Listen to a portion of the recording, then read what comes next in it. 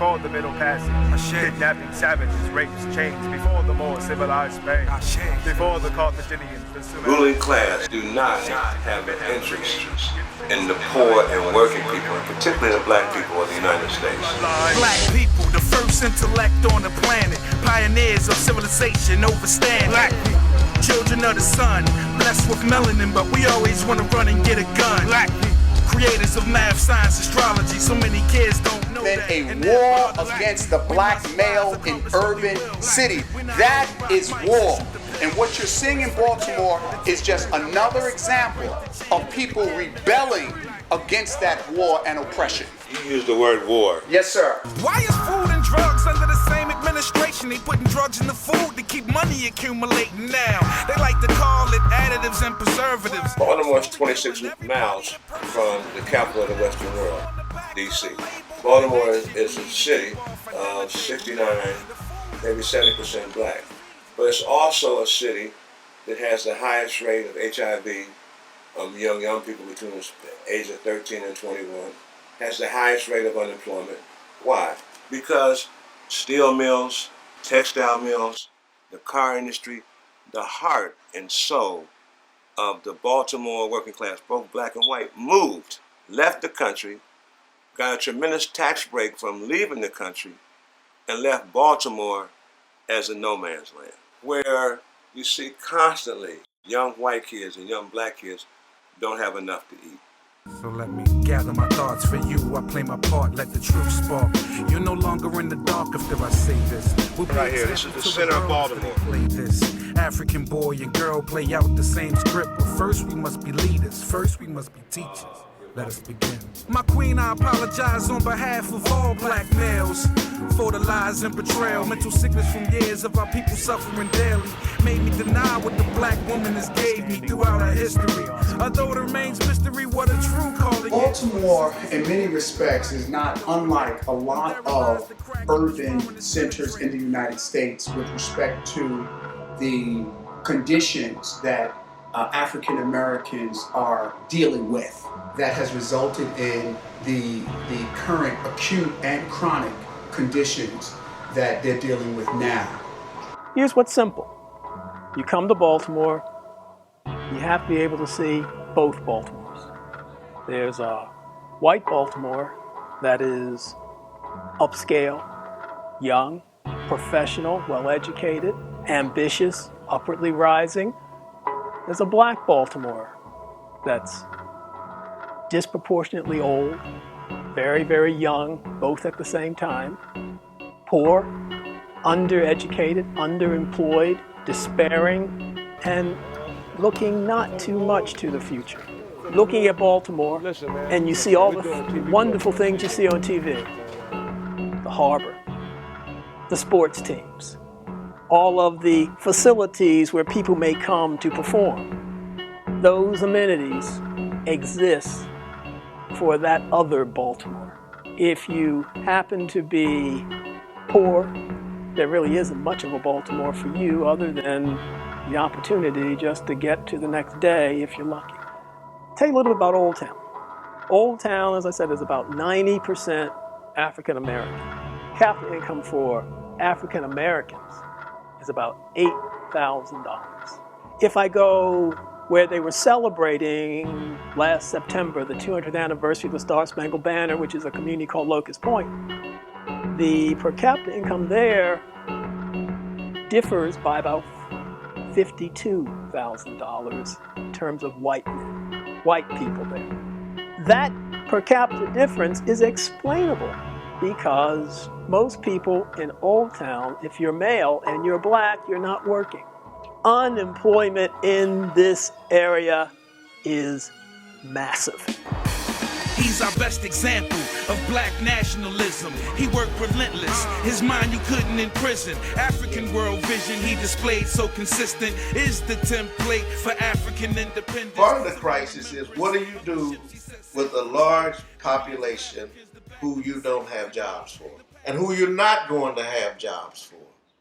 In order for you to create jobs, you'll notice that in the West, they always talk about the economy is growing or it's not growing. They never talk about development because the economy can grow without development.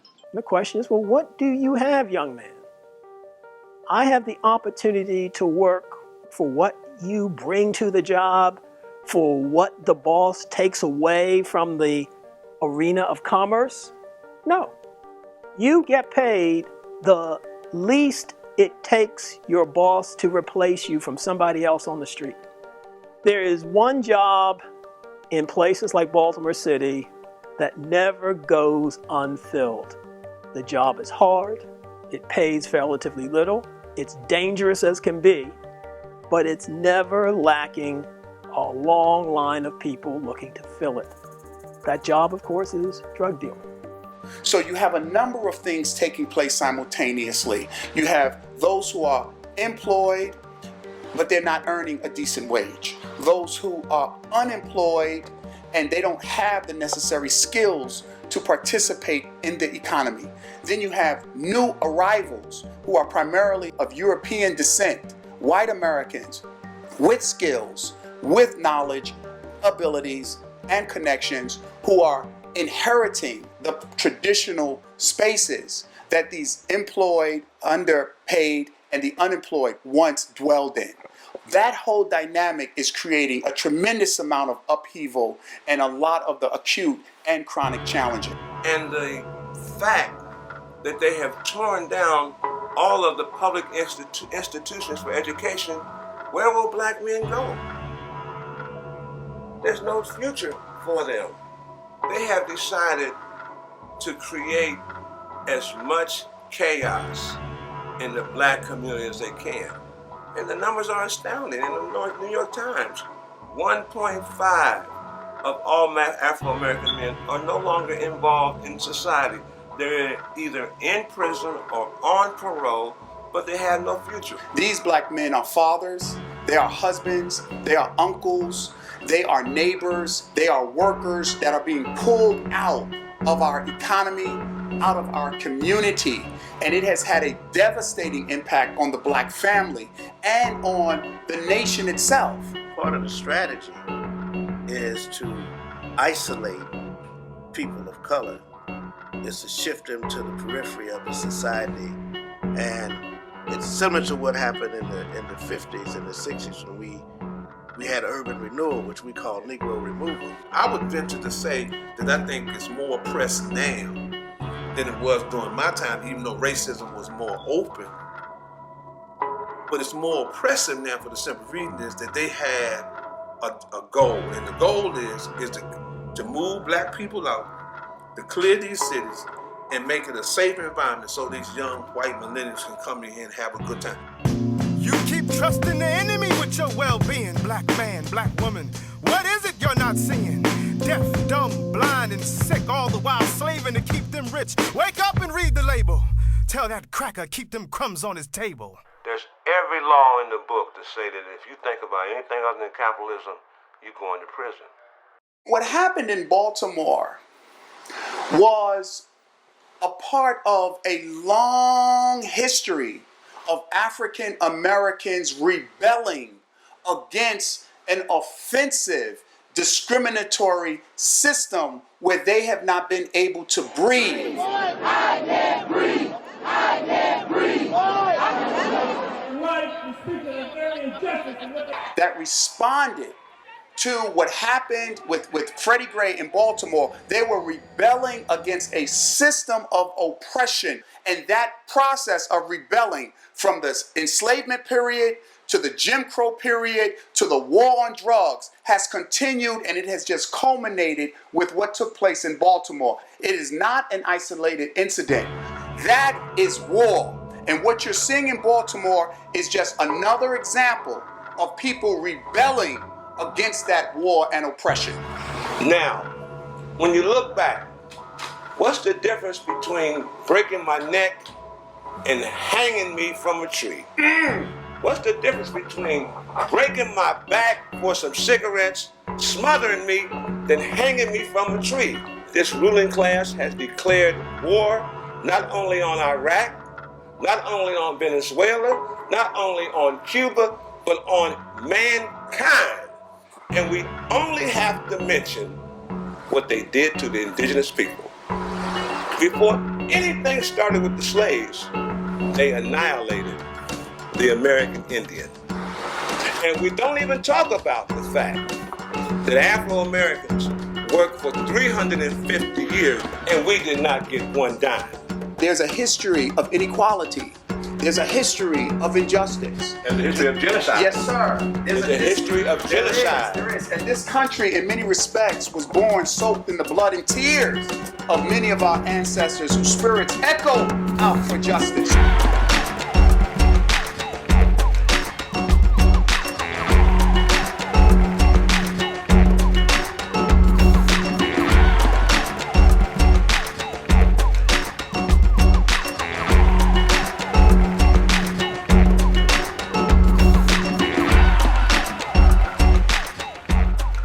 The basic thing is that the civil rights approach no longer works.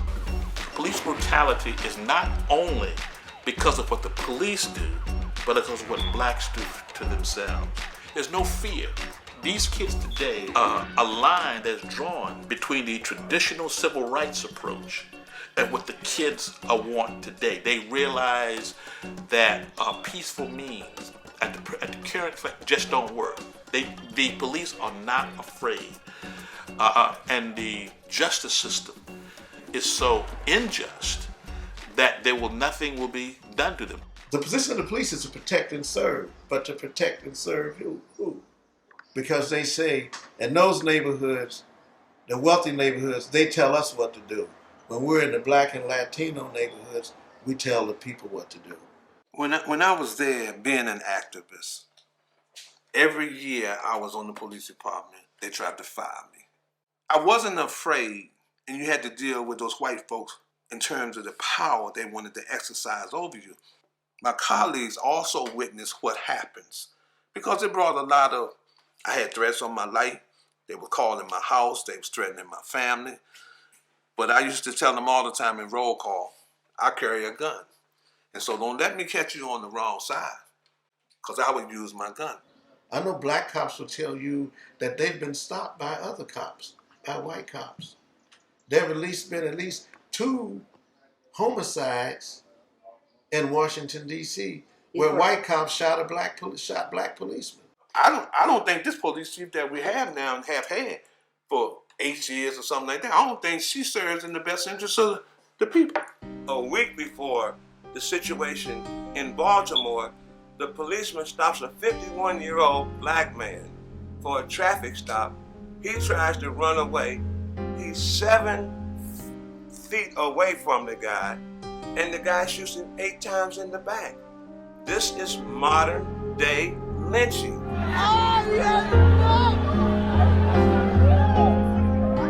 I'm allowed campus. I'm allowed to get out of my face. I have my rights. I'm allowed to get the hell out of here. Man, I haven't done anything wrong. You see us all? We're not fucking around. You understand? Do not disrespect us. I'm not. And do not listen to us. I'm not. Now walk away and shut your fucking mouth and you're going to jail.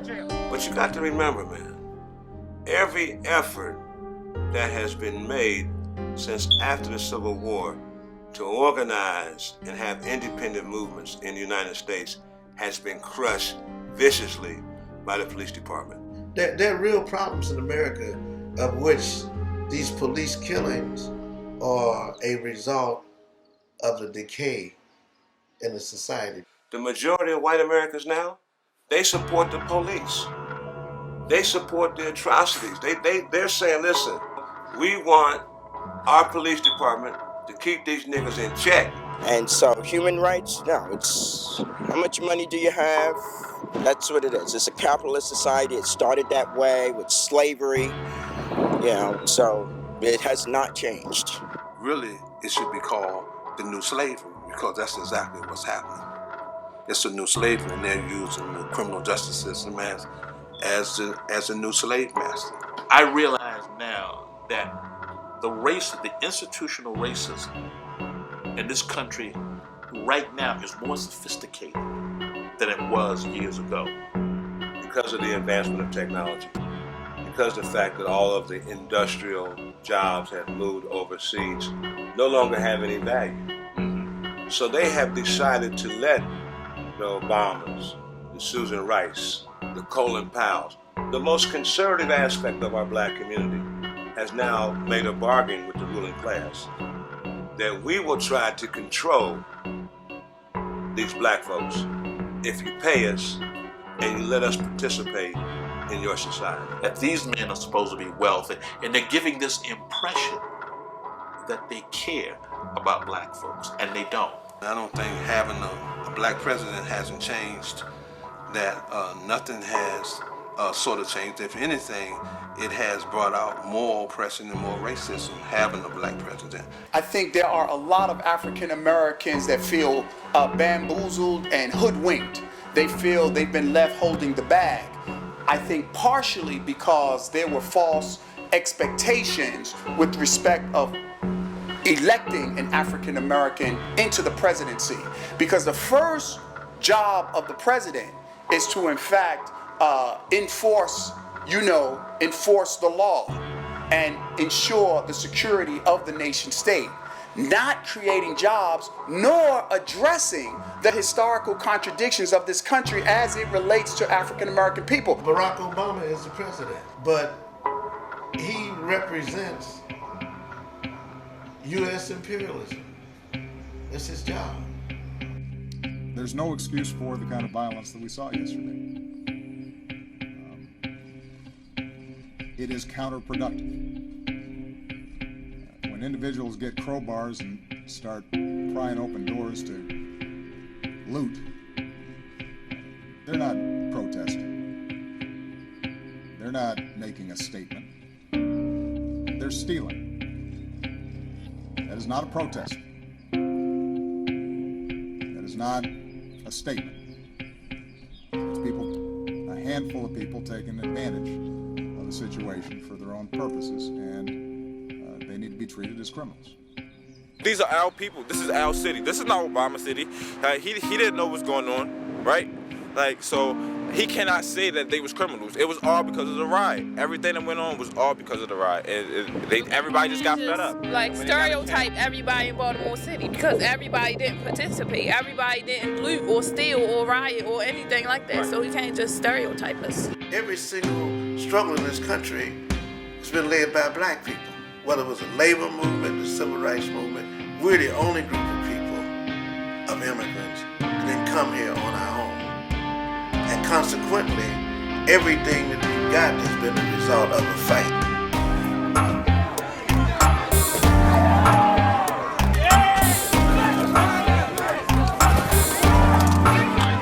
Police officers eventually started throwing bricks back. I saw a bloody police officer being carried by his comrades. Rebel because you cannot take it anymore. And because your belief is that the people who you're dealing with are not going to change unless you rebel. And at some point, you get that critical mass where your resentment is shared by all the other people like you around you until it just erupts. So Baltimore City is always a ticking time bomb that gets bigger and bigger with each passing generation. And that's why we are in Baltimore. That's why we are in Ferguson. That's why we are critiquing the American enterprise, to hold America accountable, to live up to what it says it's about. And that's what I see those of us who are critical thinkers, who are educated, who are armed with the pen to write, to document, to critique, to identify the contradictions, must stay vigilant and must stay on our posts. It's going to be a tough period. It's going to be tough. You know, we're facing a tremendous, powerful enemy. And this is the challenge. How do you engage people who routinely ignore what goes on in Baltimore? No one was paying attention to any of what was going on in Baltimore until things got violent. And so, you know, how can you just stay nonviolent to a system that oppresses you in such violent ways? How do I march peacefully down the street when I have a police officer with a gun behind me in his car, 2 police officers telling me I have 9 minutes to get into my house? when we know for a fact that those people are the same people who are plaguing our society. So why am I going to contribute to asking the people who are plaguing my society for help?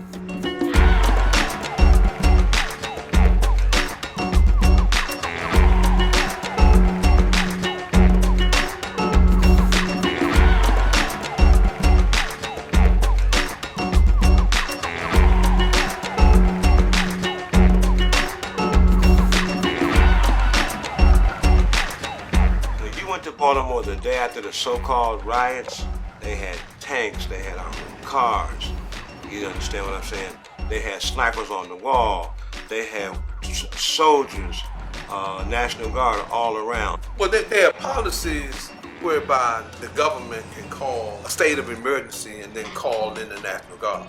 And supposedly that's for the protection of the state and for people second. What they said to you is that private property is worth more than human lives. You know, but I think what you also saw is that the young people don't give a damn because they don't feel that they got a future. Shut down the bus station, the subway station, and all that. National Guard, all police was all around here. We couldn't even go over there to catch the bus or anything. Like, we was just closed in. We had to follow the crowd everywhere. Everybody was together. So, like, what do you expect us to do if we can't go nowhere? If we can't get on the bus, we can't get on no subway, what do you expect us to do? And that was the outcome. The buses was going all the way around. You had to meet the bus somewhere else. The bus don't even come to the stop anymore. So.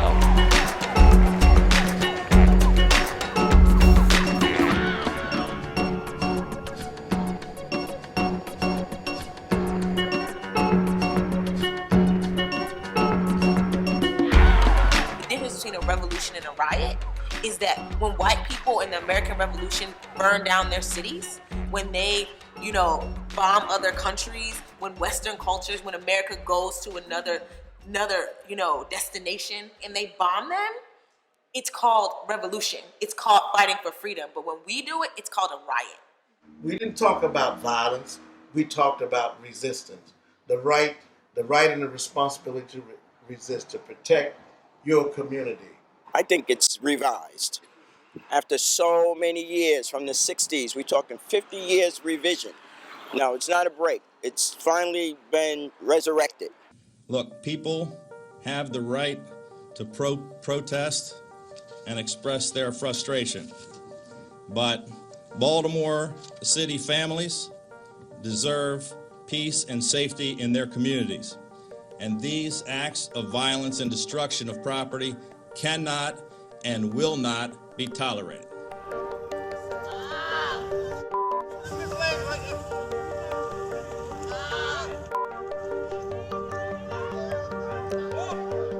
I think that Freddie Gray, the young man that was savagely brutalized while in the custody of police, so by the hands of police officers, was the impetus, was the moving factor.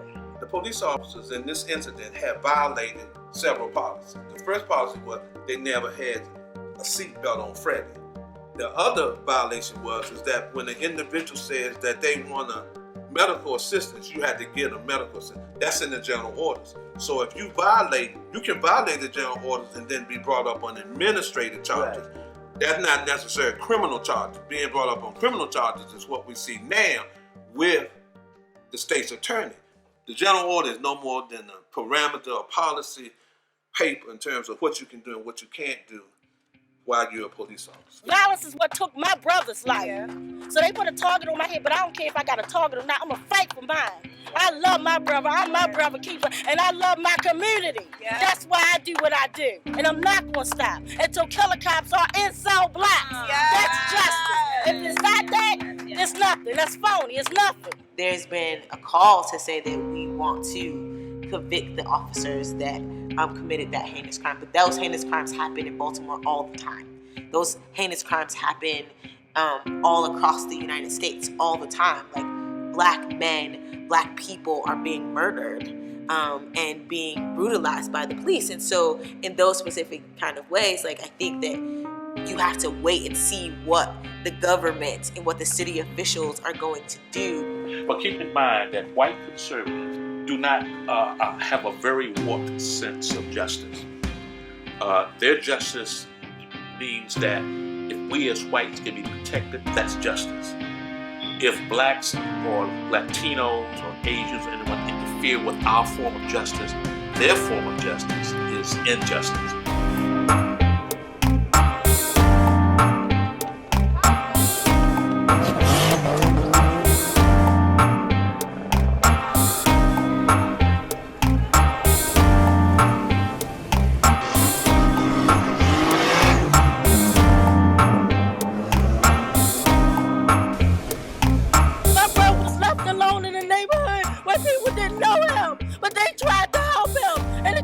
Was threatened.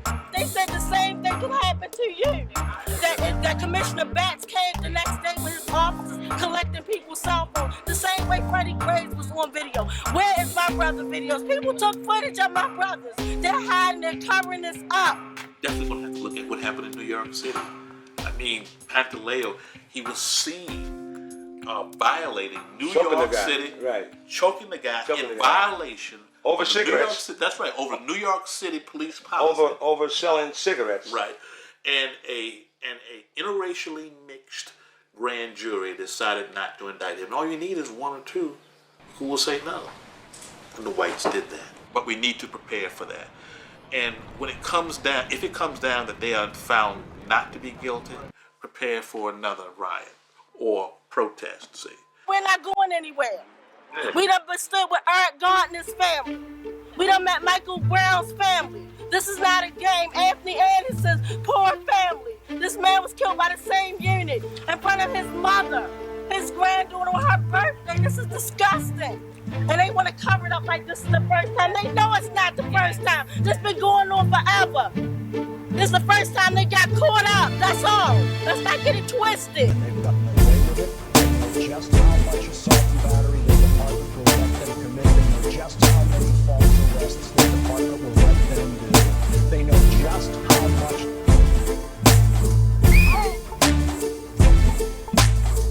Quite correctly that it is their First Amendment right to film the police in public. And yet they, like so many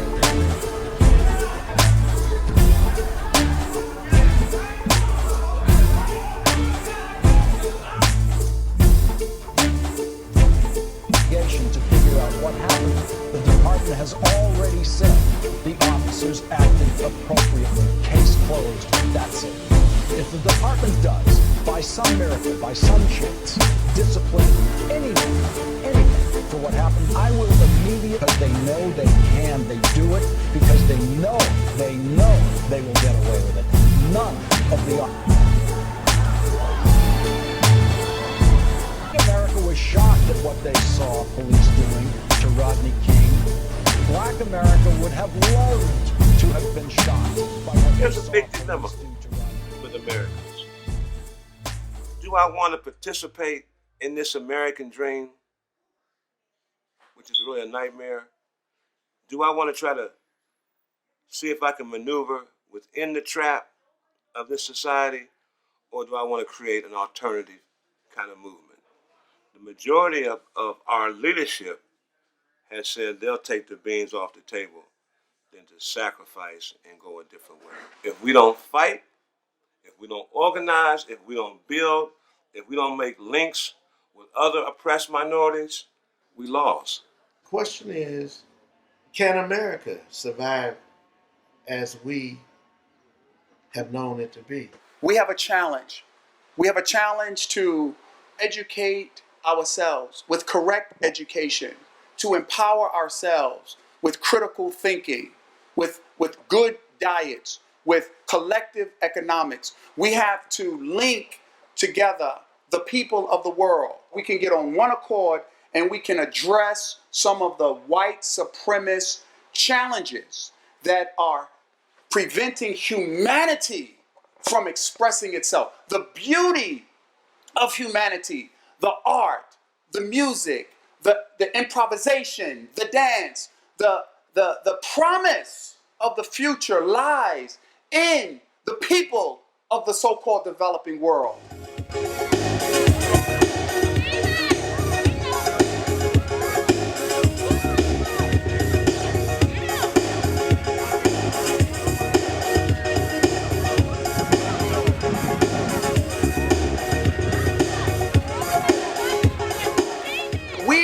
cannot allow those oligarchs and plutocrats to continue to smother the beauty and the genius of the people around the world.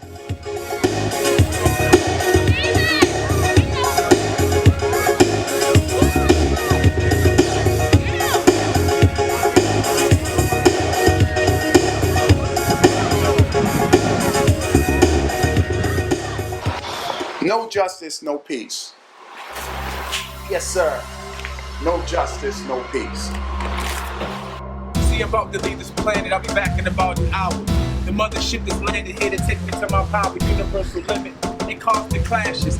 Catastrophic actions, all the result from my galactic rap. Hey, righteous rhyme, ripping rebel, gripping devils. Why you think they call me Michael Gabriel? I'm here to aid you. Fighting through this tripe like life singer, my savior. Getting cooking, packing like bookings when we blaze the booth. People walking silent cause I raised the truth. I tell the youth, they're not just the kids, the work is most valuable. Just be aware of the worldwide wicked. The wicked witches of the west set to wreck your image and turn your art into a gimmick for the rich. Take off your lifestyle, keep grinding till your dreams bust out.